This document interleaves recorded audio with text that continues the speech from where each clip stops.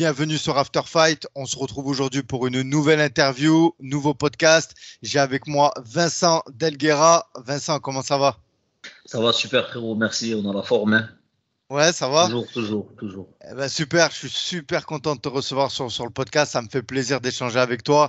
Vincent, pour les personnes qui ne te connaissent pas encore sur After Fight, est-ce que tu pourrais te présenter rapidement, s'il te plaît? Alors, je m'appelle Delguera Vincent, j'ai 33 ans et voilà, je suis combattant de MMA depuis longtemps, très Eh ben, longtemps. on va retracer un peu ton parcours, justement. Je trouve ça très, très intéressant. Comment tu as fait la connaissance des sports de combat? La première fois que tu as vu du MMA, c'était quand ton souvenir? Tu te rappelles? La première fois que j'ai vu du MMA, c'était à l'époque du Pride Bushido. Ça veut dire à l'époque, il y avait les DVD du Pride Bushido à la presse, tu vois. Et on achetait ça et on regardait ça à l'ancienne. Et du coup, à ce moment-là, quand tu vu ça, tu t'es dit, je veux faire du MMA? Ouais, je me suis dit, je vais faire du MMA, mais j'avais fait un peu de kickboxing déjà. J'avais fait du karaté Kyokushin aussi, karaté Shidokan, tu vois, j'étais passé par les sports de combat comme ça. Et après, quand j'ai vu ça, j'ai dit, ben, tiens, je vais tester ça, tu vois. Voilà, et Et, là, je suis rentré dedans.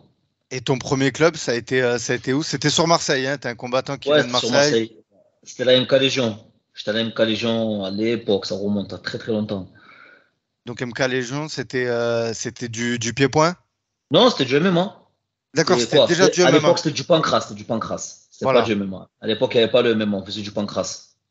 d'accord. Et c'était une salle associative ou c'était Ouais, vraiment... c'était une salle associative. Franchement, c'était bien. C'était avec KL, qui maintenant il s'occupe du management. Et un autre entraîneur qui s'appelait Medji, mais lui, il a arrêté, tu vois. Il a arrêté. Il a sa vie maintenant, tu vois. D'accord.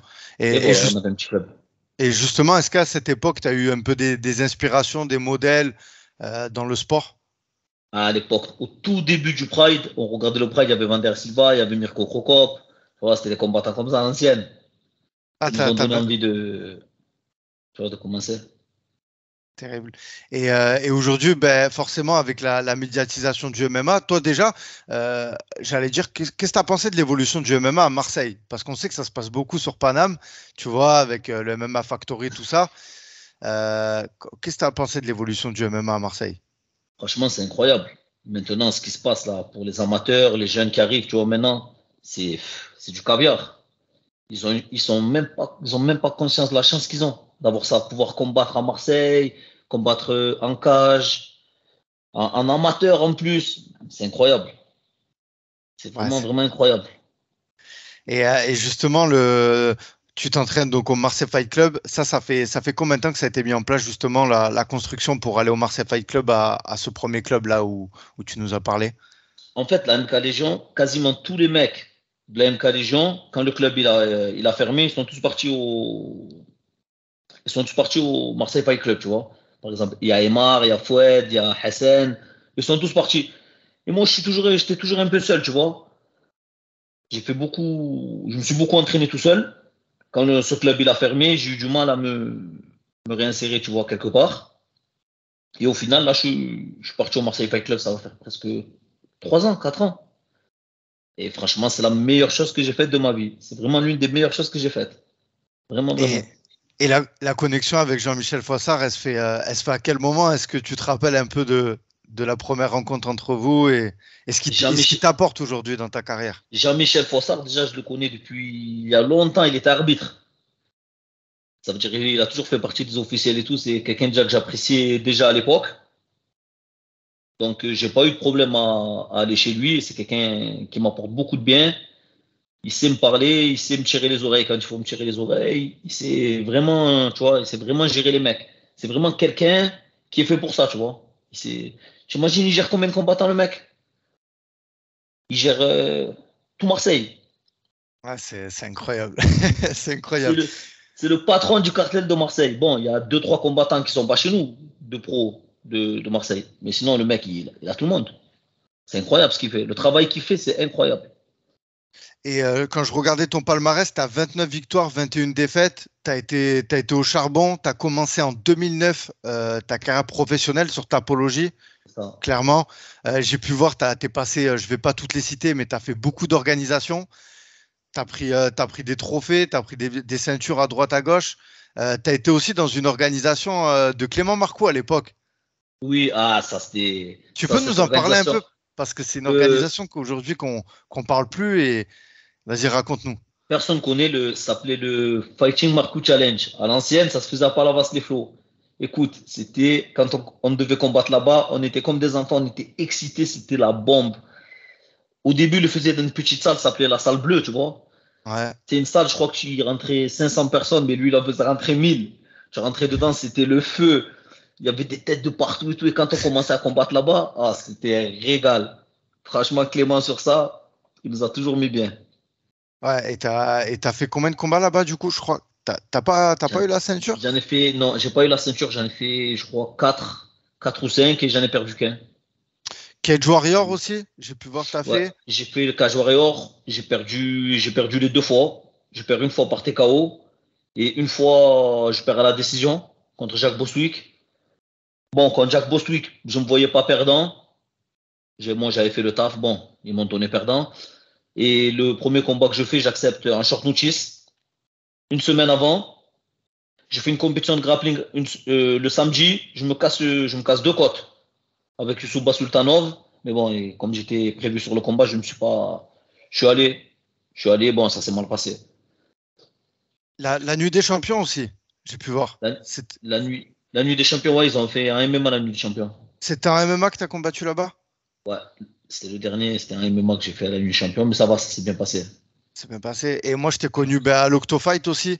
D'ailleurs, c'est là que j'ai fait ta connaissance. Ben, j'ai pu te voir combattre ce jour-là contre un Brésilien solide, très Ah très ouais. solide. Ah Et frère, je sais franchement, pas. tu m'as impressionné. Enfin voilà, tu vois, vu que je te connaissais pas et en fait, j'étais impressionné par ton niveau et c'était une belle guerre. Enfin voilà, toi, comment tu le définis ton style aujourd'hui dans la cage? En fait, moi, je suis un mec du debout. Je suis un mec du pied-point. J'aime bien boxer. Bon, ça va, la lutte, je défends pas trop mal. Le sol, je tourne bien, mais en combat, j'arrive pas à l'exprimer. Je sais pas, j'arrive pas à l'exprimer. Comme là, mon dernier combat, je prends une soumission, mais ce combat, je dois jamais le perdre. Pour moi, je dois jamais perdre ce combat. J'étais un peu trop bien, j'ai eu un excès de confiance. Le mec en face, c'était pas un peintre, il était vraiment bon, il était malin. Ouais, il a fait le taf, il a gagné. Mais ouais, sinon, moi, je suis un mec de debout. Moi, j'aime que ça reste debout et que ça cartonne. Moi, j'aime ça. Et quand tu as commencé le MMA, enfin, j'ai envie de te demander, en 2009, ça remonte. Est-ce que tu avais des objectifs, tu vois? Je sais qu'à cette époque, c'était compliqué de viser l'UFC. Aujourd'hui, contrairement à aujourd'hui, c'est quoi tes objectifs encore? Franchement, moi, j'ai pas d'objectif particulier. Moi, je veux combattre. C'est tout. Moi, je suis un mec, j'aime combattre. Ça fait partie de ma vie. Je veux beaucoup combattre. Et le problème qu'il y a, c'est que je suis trop en stand-by, tu vois. On me fait pas combattre assez. Je suis trop. Moi, j'aimerais faire 5, 6, 7 combats dans l'année, tu vois. Ouais, puis à C'est un pour ça, moment, tu d'ailleurs. avais une grosse dynamique de combat à un moment, à l'époque. Ouais, c'est ça. Mais c'est ça. Et moi, c'est ça que j'aime. Moi, c'est ça mon truc, tu vois. Et là, je suis en stand-by. Là, avant le combat à l'arrêt, ça faisait un an que j'avais pas combattu. Tout le temps, je me prépare, tu vois, mais. Justement, on va y venir. Aujourd'hui, tu évolues dans l'organisation ARES, la meilleure organisation sur le sol français. Ben voilà, ouais, il y a un petit problème, c'est l'inactivité. Toi, je sais que tu as faim, Vincent, justement, quand je t'ai croisé à Grenoble, tu m'as dit, là, faut que j'y aille. Il y avait un Surtout, combat, je j'ai pas crois. 25 ans, bon. J'ai pas 25 ans, frérot. J'ai 33 ans, tu vois. Bien Il me reste sûr. quoi à tirer? Il me reste pas, en vrai de vrai, il me reste pas grand chose, tu vois. Ça veut Donc, dire, ouais, c'est donc, maintenant qu'il faut que je vise pas l'UFC, je vise pas ça, moi, je m'en fous, tu vois. Moi, je veux combattre, qu'on me donne à manger, c'est tout ce que je veux. Je veux manger, c'est tout. et justement, est-ce qu'il y a un adversaire que tu aimerais affronter? Je sais qu'il y avait un combat face à Carla Moussou qui était prévu à un moment, et moi, c'est un combat que je veux voir, franchement, Ah ouais, ça aurait été vraiment un combat de fou. c'est Car c'est un clair. adversaire vraiment solide. Il est vraiment, vraiment solide. Il a un style pour me faire chier, complet. Il a un style voilà, emmerdant pour moi, qui me fait pas. Mais bon, au contraire, tu vois, ce combat, il m'aurait poussé à m'entraîner comme un chien. Il m'aurait poussé à m'entraîner comme un chien, et c'est sûr que j'aurais fait une guerre de fou. Ça veut dire, après ce combat, les gens, ils auraient dit, ah ouais, Vincent, il est trop dangereux, ce mec. En vrai, eux qui me Ah, sous-estiment, ils vont dire, ah ouais, mais il est chaud, le mec, il est trop chaud. j'espère réellement que ça va se faire. Je sais que tu as la casquette aussi d'entraîneur, un petit peu. Tu entraînes les gars, enfin, tu accompagnes dans les coins. Je sais pas si tu les entraînes aussi. Je vois que tu mets beaucoup de cœur à la nouvelle génération marseillaise. Justement, tu l'as dit, ils ont une chance aujourd'hui, mais c'est aussi une chance qu'ils ont de t'avoir, que tu puisses partager l'expérience parce que j'ai envie de dire, tu as été au charbon à l'époque et tu as sûrement fait des erreurs que tu veux pas que les petits jeunes aujourd'hui reproduisent. Moi, je le vois réellement quand je te vois accompagner les combattants. Ça te porte à cœur, ça? C'est peut-être l'après de Ah ta ouais. carrière, Non, justement, de. vraiment, ça me tient à cœur, tu vois, d'accompagner les jeunes, leur apporter l'expérience. Ça sert à ça. Quand tu as de l'expérience, tu as accumulé de l'expérience, justement, tu dois en faire partager les autres. Tu ne dois pas le garder que pour toi. Moi, mon but, c'est que, tu vois, des jeunes de chez nous, ils sortent et ils font vraiment un truc. Tu vois, qu'on peut dire, ah ouais, putain, on a des bons jeunes, ils ont fait quelque chose. Et ça, vraiment, tu vois, ça me tient à cœur. C'est vraiment quelque chose que j'y mets vraiment du cœur dedans. Ben, est-ce que tu peux nous parler de quelques noms de combattants qu'il va falloir suivre de très près au Marseille Fight Club et qui sont Alors, en amateur et alors, il y a les amateurs. On a Ibrahim Awad. Il est vraiment bien en amateur. Il est vraiment fort. On a un petit jeune qui s'appelle Salvo. Lui, c'est mon poulain de cœur. Il y a lui et un autre jeune qui s'appelle Mamchek. Eux deux, ils sont vraiment bien. Et c'est des jeunes que j'apprécie vraiment beaucoup. On a le petit Jonathan Broussillon. Il a gagné une petite ceinture là-bas, là, au Pays de Galles. Non, on a deux, trois jeunes qui sont bons, tu vois. Vraiment, vraiment. Et j'espère qu'ils vont vraiment faire quelque chose, ces jeunes. Parce qu'ils sont sérieux, ils ont faim. Et voilà, on est derrière eux. bon, actuellement, du coup, tu t'entraînes tout le temps, toi. Tu tiens prêt tout le temps. Si Arrest t'appelle là, Ils m'appellent demain, je suis prêt. J'ai juste le demain, poids à t'es prêt. perdre. Ils Juste m'appellent le demain, je poids. suis prêt. On m'appelle demain, je suis prêt. Voilà. Pour rappel, tu as combattu donc en 84 et 77. C'est ça, les deux. Et toi, la catégorie où tu te sens le mieux, c'est. Eh ben, écoute, à chaque fois que je combat 77, je fais pas de résultat, je perds. Et à chaque fois que je combat 84, ça se passe bien. Mais le problème qu'il y a, 84, je suis trop petit à 84. À 84, je peux pas. Les mecs, c'est des monstres. Tu as vu les mecs de la RS à 84 comme ils sont? Ouais, c'est vrai. Trop pour moi. C'est vrai. Eh ben, super, Vincent. Eh ben, écoute, j'espère vraiment que ben, tu vas pouvoir être booké très prochainement. J'espère aussi. Voilà, J'espère. te revoir combattre. C'est 4 combats, je crois, qu'il y a avec Arès, c'est ça? C'est ça, ouais, 4 combats. Donc voilà, tu n'en as fait qu'un, il en reste 3. Donc il y a encore de belles échéances qui approchent. De toute façon, là, je crois Oui. ils ont prévu d'ici la fin de l'année de refaire des événements. Donc ça ne m'étonnerait pas que tu y sois. En tout cas, c'est tout ce que je te souhaite. Vincent, c'était un plaisir d'échanger avec Ouais, toi. c'est un plaisir. Merci beaucoup, frérot. Tu es au top.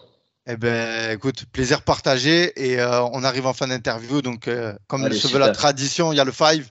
C'est un petit quiz de 5 questions. Est-ce que tu es prêt? Allez, c'est bon, parti. On y va. KO ou soumission? Pour moi, KO. Entraînement ou fight? Les fight. Cardio ou musculation? Cardio. Coca normal ou Coca zéro? Coca zéro, frérot. Et ton repas préféré? Frérot, j'en ai pas. J'aime manger tout ce qui est sale. Tout ce qui est pizza, tacos, sandwich. Tout sauf la jet. Et voilà, je savais que Voilà. j'ai pris un plaisir à te poser cette question. Je savais que Tout sauf la jet. t'allais pas me sortir qu'un plat. Vincent, vraiment, je te souhaite le meilleur, je le répète. Et Merci. puis, je te donne un mort de la force. Voilà, prends bien soin de Tu es au toi. top. Merci Je- également. Merci beaucoup. Je te laisse le mot de la fin pour clôturer le podcast. Si tu as des personnes à remercier, des sponsors, ce que tu veux, c'est toi qui as le mot de la fin.